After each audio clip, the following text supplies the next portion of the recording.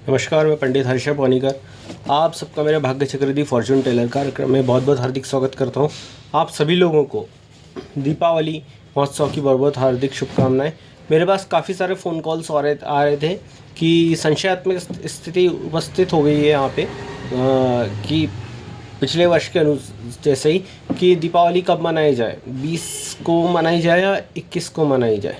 तो उसके ऊपर मैं यहाँ पे बताने आया हूँ और मुहूर्त संबंधित जो है जानकारी दूंगा और जो अष्टलक्ष्मी है उनका कैसे आप लाभ उठा सकते हो और अपने दुख दारिद्र को आप नष्ट कर सकते हैं वो भी यहाँ मैं बताने आया हूँ। और राशि अनुसार क्या आपको गिफ्ट देना चाहिए किसी को आपके राशि अनुसार वो मैं यहाँ बताना चाहूँगा। और कैसे करें लक्ष्मी माता की पूजा और कैसी मूर्ति कैसे कहाँ स्थापना करनी हो, किस कोने में आपको पूजा करनी चाहिए वास्तु अनुसार, वो मैं बताऊँगा यहाँ पे। क्षमा कीजिएगा। तो चलिए शुरुआत करते हैं। देखिए, दीपोत्सव हम सभी जानते हैं कि प्रतिवर्ष दीपोत्सव मनाया जाता है, पंचदिवसीय दीपोत्सव होता है। तो ये जो शुरुआत होती है इस वर्ष की एकादशी द्वादशी से गेहूँ बारस जो वसु बारस होता है, वसु बारस, तो उससे अर्थात जिस दिन गाय के पूजन किया जाता है उसके साथ में हम दीपोत्सव का आरंभ करते हैं। और उसके बाद में आती है धन त्रयोदशी, जिस दिन हम कुबेर जी का और पूजन किया जाता है और विभिन्न प्रकार की वस्तुएं खरीदी जाती है। मेरे व्यस्तम कार्य के चलते मैं इसके ऊपर वीडियो नहीं बना पाया क्या खरीदना है क्या नहीं, परंतु मेरे पूर्व में काफ़ी वीडियो बनाए हैं, आप उसको देख सकते हैं। और यहाँ पे अब मैं बात करूँगा कि दीपोत्सव के मुहूर्त क्या क्या है। देखिए, ये सब अपना विवेक है। हम जानते हैं कि शास्त्रों में जो बताया गया है कि दीपावली की रात का काफ़ी महत्व बताया गया है। ये महारात्रि कही गई है। रात्रियों में 4 प्रकार की रात्रियों का वर्णन आता है शास्त्रों में, तो उसमें प्रकार से ये जो रात्रि है महारात्रि कही गई है। अर्थात रात्रि का अर्थ जो है हम देवी काली से जोड़ करके भी देखते हैं, तो जो काल की अधिष्ठात्री मानी गई है। तो आपके जो भाग्य है वो रात के बाद में जो अगला सूर्योदय होता है उससे आपका नवीन जीवन का आरंभ होता है। उसी प्रकार से हम रात्रि में दीपावली मनाते हैं ताकि हमारे दारिद्रता मिट करके हमारे नए जीवन में नए सुप्रभात हो, अगले दिन से प्रतिपदा शुरुआत हो। तो इस बार क्या हो रहा है कि जो दीपावली है 20 और 21 दोनों की दी है कहीं कहीं, परंतु जो हमारा विवेक, हम अपने विवेक के अनुसार यदि जो विचार करें तो इस बार जो दिवाली है हम जानते हैं कि रात्रि काल में मनाई जाती है और महानिशा काल का विशेष महत्व है, प्रदोष काल का। तो जो दिवाली है इस बार अमावस्या 15:45 PM शाम को, अर्थात 3:45 से प्रारंभ हो रही है। और सूर्य शास्त्रों में जैसा बताया गया कि सूर्य के रहते हुए यदि जो तिथि लगती है उसी दिन से मान्य होती है, और अर्थात सूर्यास्त से पहले। और सूर्य जो जितने घटी रहता है स्थान के अनुसार अस्त होने से पूर्व, तो उतनी घटी में यदि वो तिथि लगती है तो उसी दिन मान्य होती है। और जो महानिशा का मुहूर्त है वो इसी दिन है, अर्थात 20 तारीख को जो महानिशा काल रहेगा वो रहेगा 11:38 से 12:28 के बीच में। तो यहाँ पे रहेगा महानिशा काल जो रहेगा महारात्रि का। उसके तदुपरांत जो प्रदोष काल में गृहस्थ है, जो प्रदोष काल में पूजन करना चाहते हैं तो वो जो पूजन करेंगे वो 5:43 से 8:13 सायंकाल जो PM है उस समय पे पूजन का यह मुहूर्त है। उसके पूर्व अपने सभी कार्य निपटा लें, जो भी आपको रंगोली वगैरह डालना है वो सभी चीज़ें। उसके बाद में जो अभ्यंग स्नान का है, अर्थात रूप चौदस, अर्थात कहीं इस दिन ऐसा माना जाता है कि भगवान श्री कृष्ण ने नरकासुर नामक राक्षस का वध किया था। तो इस दिन अपने जीवन का जो नरक है, दुख दारिद्रता है, उसको नष्ट करने के लिए हम प्रातः काल स्नान करते हैं, उपटन आदि लगाते हैं। और कहीं कहीं इसको हनुमान जन्मोत्सव के साथ में भी जोड़ करके दिखाया जाता है। तो इस बार जो रूप चौदस है वो तो अभी फ़िलहाल लग चुका है 2:52 दोपहर से, तो कल 15:44 तक रहेगी। तो जो अभ्यंग स्नान है प्रातःकाल वो सवेरे 4:58 उसका समय दिया गया है, लगभग 5 बजे। तो सवेरे तो उस समय अभ्यंग स्नान करें और आरती पूजन करें घर में, और अपने जो दुख दारिद्र्य है मिटाएं और अपना आकर्षण बढ़ाएं। अब मैं बात करूंगा कि जो हमारे शास्त्रों में लक्ष्मी का विशेष महत्व है पैसे के लिए। और ज्योतिष में जो है लक्ष्मी को शुक्र से जोड़ करके देखा जाता है। और जो कालपुरुष की जो कुंडली आती है और हमारी भी जो कुंडली होती है उसमें जो द्वितीय स्थान होता है वो धन का स्थान माना जाता है, वाणी और कुटुंब में, और धन का स्थान माना जाता है। और 11th हाउस आय का स्थान माना जाता है। तो हमारे पास कितना धन रहेगा वो इससे पता चलता है।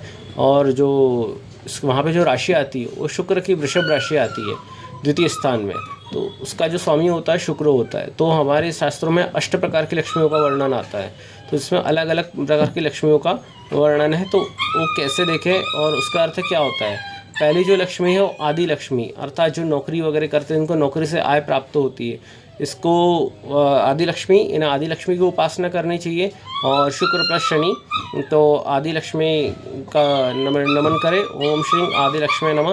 उसके बाद जो अगली लक्ष्मी हम सभी को जिसकी आवश्यकता होती है धान्य लक्ष्मी, अर्थात खाना, सूर्य प्लस शुक्र, अर्थात जिनके कुंडली में सूर्य प्लस शुक्र, उन्हें खाने वगैरह का जो सामान है, जो कार्य करता है, जैसे होटल व्यवसायी वगैरह उनके पास, या जो किराना व्यवसायी उनके पास धन्य लक्ष्मी या ये योग होने की संभावना होती है, इन्हें धन्य लक्ष्मी की आराधना करनी चाहिए। उसके बाद आती है गज लक्ष्मी, जो पुलिस वाले हैं या फिर जो अच्छे दबंग हैं, जो नेता वगैरह हैं, उनके उसमें ये योग हो सकता है गज लक्ष्मी का, जो मतलब अच्छे जाने माने लोग होते हैं, या जैसे गांव के भी कुछ अच्छे जाने माने लोग होते हैं, उसका नाम उनके लिए जो है शुक्र प्लस केतु, अर्थात गजलक्ष्मी योग होता है। तो इन्हें गजलक्ष्मी की आराधना करनी चाहिए।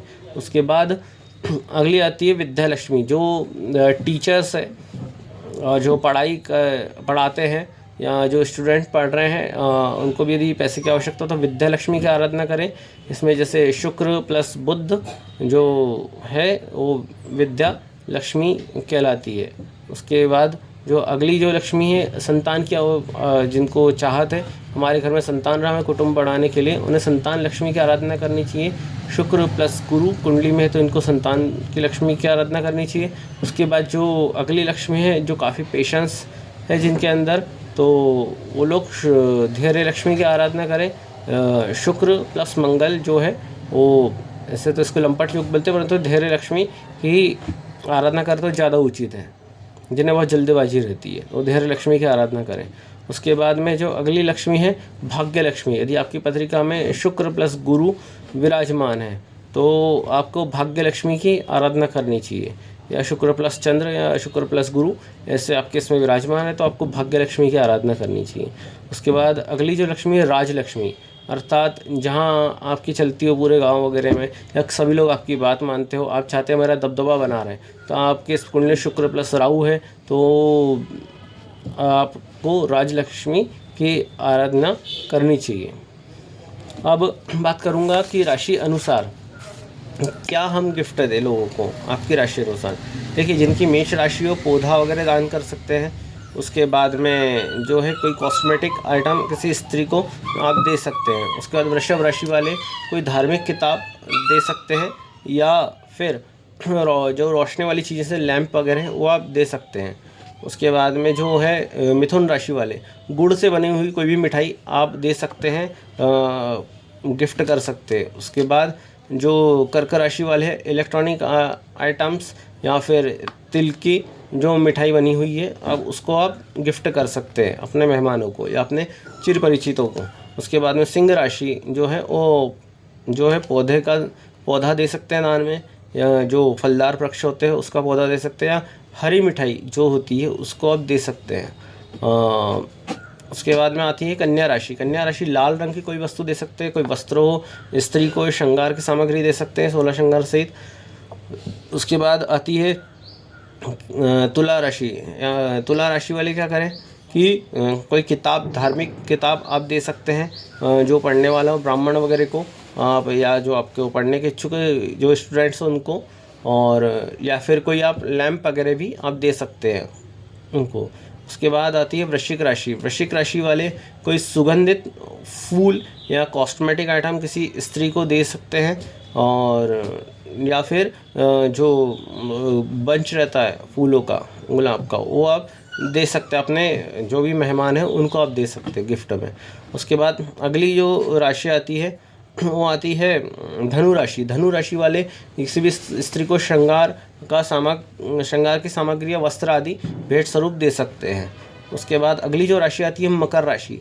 मकर राशि वाले क्या करें, सफ़ेद मिठाई, बेडशीट या कोई बेडरूम से जुड़ी हुई जो चीज़ें आवश्यकता है, जैसे श्री कृष्ण की फ़ोटो है या जो डॉल, ऐसे विभिन्न प्रकार की जो वस्तुएं रहती है, जैसे बेडरूम में हम लगा सकते हैं कृष्ण की फ़ोटो या फूलों का कैलेंडर वगैरह, जो आप बेडरूम में लगा सकते हैं, आपको सूट करता है किसी के बेडरूम में। बेडरूम से संबंधित जो भी चीज़ें आप, जैसे मेरा कहना है जैसे बेडशीट्स हो गई वगैरह, ये आप दे सकते हैं। उसके बाद में अगली जो राशि है वो है कुंभ राशि। कुंभ राशि गेहूं से बनी हुई मिठाई से घेवर होता है या पौधा, आप फलदार पौधा आप दे सकते हैं। उसके बाद अगली राशि है मीन राशि। इन्हें पीली मिठाई का दान नहीं करना चाहिए और अन्न दान अवश्य करें। ड्राई फ्रूट्स वगैरह आप गिफ्ट दे सकते हैं मीन राशि वाले। उसके बाद अब मैं बात करना चाहूँगा कि हम क्या करें महालक्ष्मी के लिए। देखिए पहले तो शांतता से पूरे घर में सब लोग कुटुंबिक एकत्रित होकर के जो ईशान कोण वास्तु अनुसार उसमें या फिर पश्चिम दिशा में देवी लक्ष्मी की आराधना करें और एक बिल्कुल मूर्ति के सामने ना बैठ करके थोड़े से हल्के से साइड में होकर के बैठे। जैसे ईशान कोण में तो नॉर्थ साइड हल्के से सरक करके बैठे, या पश्चिम दिशा में है तो आप हल्का सा उत्तर दिशा में या फिर थोड़ा सा एडजस्ट होकर के अग्नि कोण में बैठ करके आप लक्ष्मी जी की आराधना कर सकते हैं। हो सके तो किसी ब्राह्मण के सहयोग से करो तो विशेष लाभ है। और इस दिन दिवाली के दिन एक नारियल खरीद करके लेके आए, उसके ऊपर स्वस्तिक बनाए और दारिद्र धन, यदि आपको दरिद्रता है, काफ़ी कर्जा है, तो ऋण मुक्ति स्तोत्र दारिद्र धन स्तोत्र का पाठ करें और महालक्ष्मी अष्टक का पाठ अवश्य करें और श्री सूक्त के 16 पाठ या फिर एक संपुटित श्री सूक्त है उसका आप पाठ कर सकते हैं, जिसमें मंत्र लगता है सर्व बाधा विनिर्मुक्तो धन धान्य स्थान्वितो मनुष्य मत प्रसादेन भविष्यति न संशय। उसका लोम हिरण्य वर्णा हरिणीम सुवर्ण चंद्राम हिरण्य लक्ष्मी जात वेदम आवाह, इसका आप कर सकते हैं। या जो महालक्ष्मी अष्टक है उसका आप पाठ कर सकते हैं, जैसे नमस्तेस्तु महामाय श्रीपीठे सुरपूजिते शंख चक्र गदा हस्ते च महालक्ष्मी नमस्ते, नमस्ते गरुड़ारूढ़े कोलासुर भयंकरी सर्व पाप हरदेवी महालक्ष्मी नमस्तुते। अब इसका पाठ कर सकते हैं। लक्ष्मी के विभिन्न प्रकार के मंत्र ओम श्रीं श्रीये नमः, ओम श्रीं ह्रीं श्रीं कमले कमलालय प्रसिद्ध प्रसिद्ध महालक्ष्मी नमो नमः, इसका पाठ तो ओम। उसके बाद में ओम श्रीं श्रीं महालक्ष्मी मम गृहे आगच्छ आगच्छ ह्रीं श्रीं ओम नमः, आप इसका भी पाठ कर सकते हैं। या अष्टलक्ष्मी कुबेर का मंत्र है ओम ऐं ह्रीं श्रीं क्रीं श्रीं कुबेरा अष्टलक्ष्मी मम गृहे धन धान्य पूर्य पूर्य वर्ध्य वर्ध्य श्रीं नमः, आप इसका जप कर सकते हैं 11 माला। या जो एक और मंत्र बता रहा हूँ, रात महारात्रि निशा काल में सिद्ध कर सकते हैं। ओम नमो भगवती पद्म पद्मावती ओम ह्रीं ओम श्रीं ओम पूर्वाय दक्षिणाय पश्चिमाय उत्तराय सर्वदिशि धनम देहि देहि स्वाहा, इसका आप जप कर सकते हैं। और उसके साथ में ओम नमः महालक्ष्मी का जो गायत्री मंत्र है महालक्ष्मी च विद्महे विष्णु पत्नी च धीमे तन्नो लक्ष्मी प्रचोदयात्, इस प्रकार से आप जप कर सकते हैं। और ये भी अपने इसमें पत्रिका में आप देखिए कि किस प्रकार की लक्ष्मी का आपको आशीर्वाद है। यदि आप जानना चाहते हैं कि लक्ष्मी का आशीर्वाद प्राप्त करना चाहते हैं, आपके इसमें कोई ऐसा योग है, उसके लिए आप मुझसे संपर्क कर सकते हैं। तो एनालिसिस करके आपको बता सकता हूँ कि ज्योतिष में कि किस प्रकार की लक्ष्मी का आशीर्वाद आपके ऊपर बना हुआ है। सब योग वगैरह नक्षत्रों और योग से कि किस प्रकार का धन और कितना धन आप प्राप्त हो सकता था। एनालिसिस करने के लिए कुंडली के लिए मुझसे आप संपर्क अवश्य कर सकते हैं। मेरा नंबर नीचे फ्लैश हो रहा है, उसे कॉल आदि कर सकते हैं। यदि वीडियो पसंद आया हो तो आप अपने मित्रों और सहयोगियों के साथ में शेयर अवश्य करें। धन्यवाद।